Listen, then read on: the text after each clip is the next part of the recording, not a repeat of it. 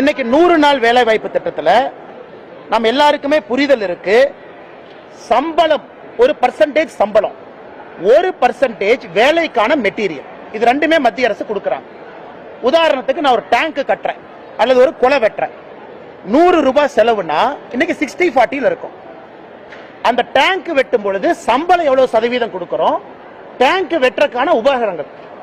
தமிழ்நாட்டில் இன்னைக்கு நிலுவையில் இருக்கக்கூடிய சம்பளம் 87%. மொத்த காஸ்ட்ல 87% சம்பளம் பாக்கினா அது 60-40 தான் இருக்கணும்.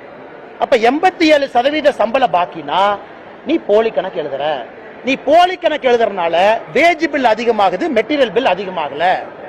இதையெல்லாம் நான் மத்திய அரசுக்கு கடிதமாக ஆதாரப்பூர்வமாக ஈரோட்டில் ஒரு பஞ்சாயத்து எடுத்து, ஒரு பஞ்சாயத்துல மட்டுமே நடக்கக்கூடிய தவறுகளை நான் கடிதம் எழுதிட்டேன்.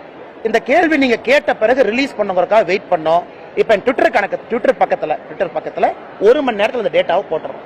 அதனால் எங்களை பொறுத்தவரை மத்திய அரசு ஒரு சிறப்பு அதிகாரிகள் குழுவை போட்டு தமிழ்நாட்டில் 39,000 கோடி ரூபாயும் ஆடிட் பண்ணி இந்த பெருச்சாளிகள் எவெல்லாம் பணம் திருடினானோ 4 சிறைச்சாலையை மத்திய அரசுடைய பணத்துல கட்டி அந்த 4 சிறைச்சாலையை நப்பிட்டு தான் அடுத்த பைசா கொடுக்கணும்.